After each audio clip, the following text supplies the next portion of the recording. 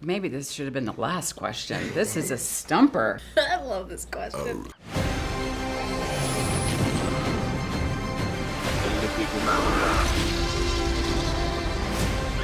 Where we're going, we don't need roads. You know, one of the things I most love about this movie is this takeaway of none of us really know how we would react in this situation. We want to believe that we'd be the good person and would welcome in our neighbor, but none of us really know. So of all the amazing characters you guys have played, which ones would you love to see put in this situation just to see who they would be in a situation like this? Wow. Maybe this should have been the last question. This is a stumper.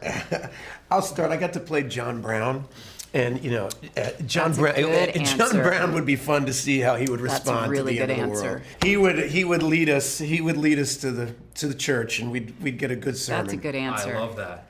I'm going to say Darby Shaw. Unpack that. Well, I think she's very analytical and problem solving and kind and yeah. I love that. You know, there's a really great subplot that I love in this movie, which is that your daughter, despite everything that's going on, all she wants to do is finish finish Friends.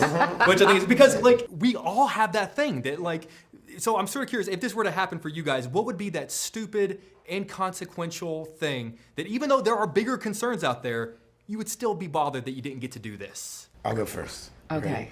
It was really one of the worst aspects of my person. I'm sometimes such a the positive way of saying is optimist, but when COVID was happening, I just didn't believe it. I mean, when they canceled school, why are they canceling school? This is gonna be fine. And I kept thinking the kids came over from school and be like, "You'll be back in school next week." I just didn't believe it until they canceled the NBA games.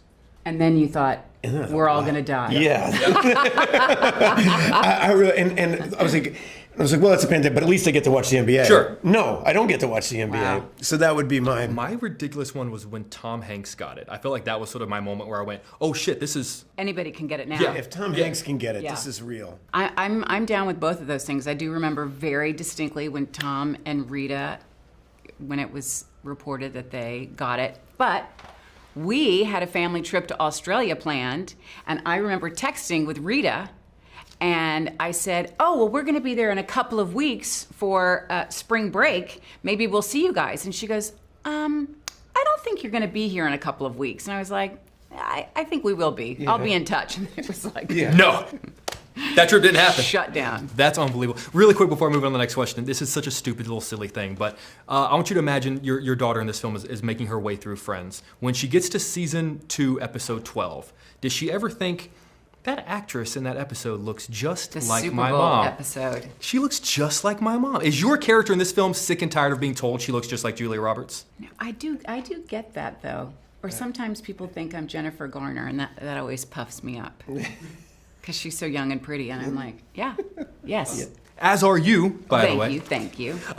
Next year is a big year for both of you as fans of both of your filmographies. It's the 35th anniversary of both Steel Magnolias and Dead Poets Society. Wow. And I was just wondering if you could isn't that great? I was wondering if you could just take me back to what you remember most about that year, those films, but also the first time you started noticing and hearing about each other's work. Well, can I jump in? Well, I guess you will, even though that's the only question that I actually had an answer. Okay, you go, because I'll remember mine. Well, I do remember very distinctly going to see Dead Poets Society, and I remember it was when I was in Los Angeles filming Pretty Woman and going to see it and thinking, wow, who are all these people? I mean, it is one of those rare movies that everyone in it is so very good, and everyone has their moment of really standing out.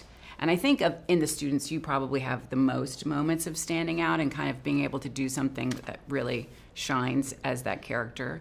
I loved that movie. Yeah. I have a funny answer to that question, which I'm sure I've told you this, but so after Dead Poets Society was produced by Disney, and they sent me to do a dog picture called White Fang. Right, so I was out in Alaska for 6 months. I'm 18 years old, in the middle of nowhere. And it was hard. It was old school, 6-month shoot. And to cheer me up the Disney executives sent a print of their new movie, Pretty Woman, to Haines, Alaska. That the movie theater was closed in the winter, you know, and boom, they put on a print, and I was impressed. And I was by myself, so I think I watched the movie 3 times. You have never told me that story. I haven't told you that story? No. It's burned in my memory of just going, all right, let's run it again tomorrow night. Can we do it on Sunday afternoon too? That, in the pantheon of lines that are shouted at you by fans across the street, how often do you guys get Drink the Juice, Shelby, or Carpe Diem? Oh, those are not even in the top 5 for me. Really? No. It's I'm Just a Girl, and I get Big Mistake, huge. That makes sense. Yeah. Jake! People always yell at me. That's what they, Jake, where's the money, Jake? That's what Weirdly enough, they shout that at me too, but it's just because my name's Jake and I owe them money. Guys, from the bottom of my heart, I just want to thank you guys for, I fell in love with movies as a kid, and I have this job because of that love, and you guys are a massive reason for that. So I just want to thank you for, I'm in this really chair kind of you. because of everything that you guys have done. So I just want to thank you for everything. I appreciate you guys. Thank you so much for everything. Guys, thank you for your time. I appreciate you. Thank you. One of the most fascinating takeaways for me about this movie was none of us really know who we would be in a situation like this. We want to believe that we would be the good people and would welcome them in our house, but none of us truly really know. Of all the amazing characters you've each played, which ones would you like to see put into this situation just to see how they would handle it, just to see who they really are? I love this question. Remy from House of Cards. How would he handle it? But I feel like he's kind of a version of GH a little bit. Like there's some similarities but Remy's a little slicker. But that's what I thought. I'm curious. I'm curious how he would do. Unbelievable. Harper Stern, although now I'm like, I kind of feel like Harper Stern might be a bit like Ruth. right. However, she would be tapped in probably to the financial markets and the whatever. So Right. maybe she might have some insight, I kind of love like a this. G5. Yeah. You know what I mean? Yeah. Oh yeah, she would be disgusting. I would love it. You know, right now there are people on Netflix going, "Yeah, this is really good." They're just writing all of this down. Like, we love a good crossover. This is fantastic. I would imagine as actors, you want to find experts, people knowledgeable to help you with a performance, with a role, with a situation that maybe you don't understand. When it comes to dealing with cyber attacks and maybe an end of the world type of situation, there are few people you can bring up better than the President of the United States. So when you have the great President Barack Obama as a producer on this is a silly question, but like, what kind of access do you have? Like, do you have the ability to be able to say, I really could use his advice on this line reading? We talked every day. Wait, are you being for real? Oh, okay. Now I see where those 2 Oscars came from. Every Because day. I bought every word you just said. I was like, yo, Barack, check it. Listen, this is what I'm thinking. Yeah, send him a quick text. No. I think that relationship was a little bit more reserved for Sam, and but yeah, it's just wonderful that they came on board and helped elevate the project. I know that there were specifically things that. I don't even know what to say. President Obama. I know. Right? It's like that definitely that they definitely wanted to emphasize, or make sure that made it into the story, things that specifically resonated with him in the book itself. And so those were conversations with he and Sam at some point in the process. So, but us, we just got the script and are digging in it every day on the ground. Trying to do the best work that we can and follow Sam's lead and figure these characters out. So, and that's always like a full-time thing, See, this is why I think you're better people than me, because I think I would throw a fit and be like, I'm sorry, I'm not coming out of my trailer until Mrs. Obama helps me with this line. I need to know every single line. One of the beautiful things about this movie is that I told you afterwards, my girlfriend and her best friend, we started having these really in-depth conversations, and one of them was about like our addiction to these things and how. Now you and I are old enough to remember life without internet, but I would imagine you sort of grew up with having a lot of this around. And there is a moment afterward, the next day, where I sort of looked at it and went, I'm just gonna put this down. Or what would our lives be? I'm just sort of curious.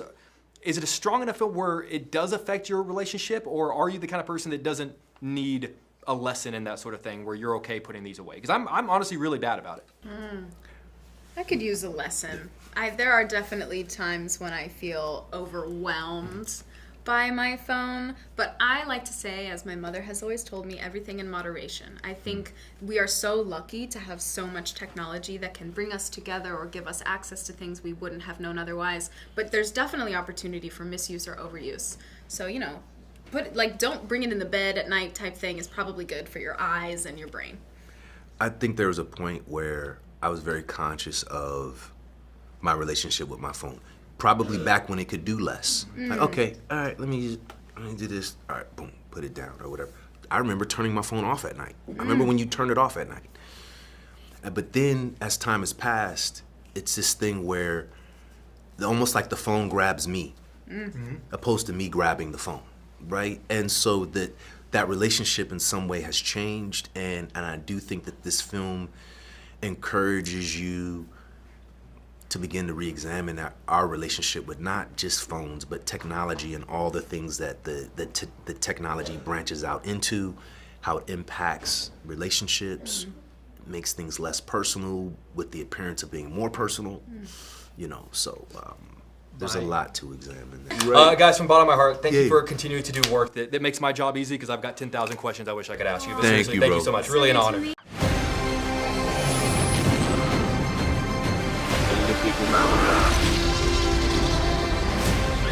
Where we're going, we don't need roads.